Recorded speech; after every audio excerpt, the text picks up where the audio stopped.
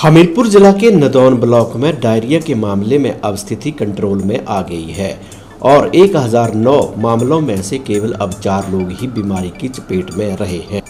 Diarrhoea के मामले में प्रशासन की ओर से पूरी तरह से सतर्कता बरती जा रही है, जिसके चलते ही हमीरपुर उपायुक्त कार्यालय परिसर में एडीसी जितेंद्र सांसटा की अध्यक्षता में बैठक का आयोजन किया गया, जिसमें जल शक्ति विभाग के एससी नीरज भोगल के अलावा CMO doctor R K. Agnihotri, SDM Manish Soni व मेडिकल कॉलेज के प्रतिनिधियों ने हिस्सा लिया। बैठक में निर्णय लिया गया है कि आगामी 2-3 दिनों के बाद फाइनल रिपोर्ट बनाकर उपायुक्त हमीरपुर को सौंपी जाएगी।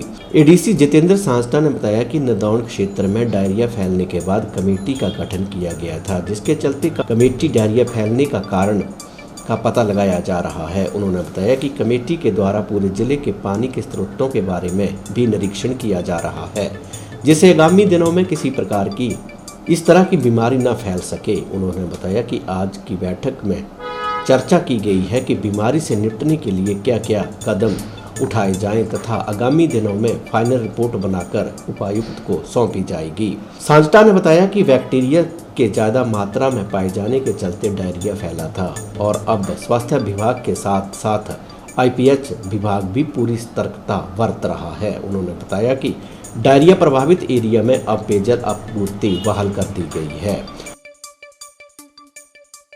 जैसे कि अभी हम सभी के ध्यान में है कि अभी रिसेंटली नदौन एरिया में कुछ डायरिया फैला था, गैस्ट्रोएंटेराइटिस।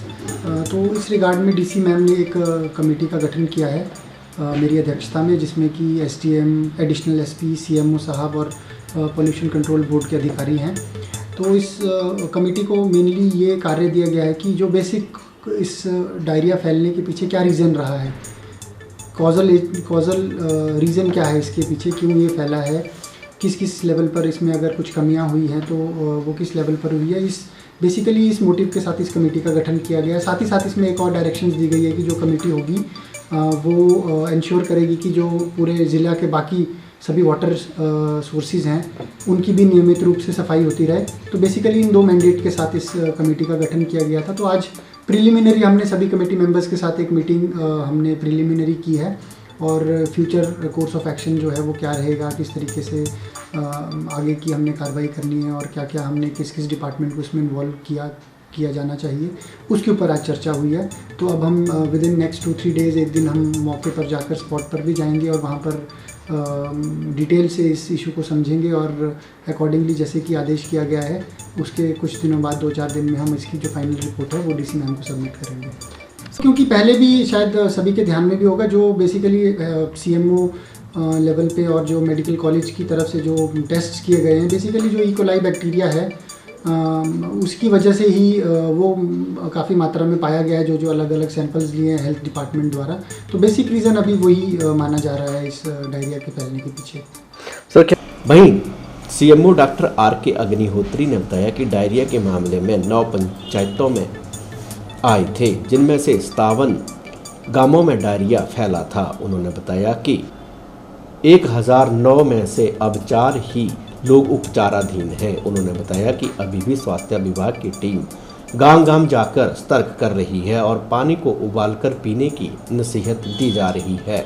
उन्होंने बताया कि अब डायरिया पूरी तरह से कंट्रोल में है। आपको पता है कि हमारे एक नदौन ब्लॉक में 9 पंचायतों में डायरिया के केसेस हुए और जिसमें 57 गाँवों के लोग जो है वो अफेक्टेड हुए, जिसमें 1009 लोगों को डायरिया, उल्टियाँ, दस्त इस तरह की बीमारी हुई।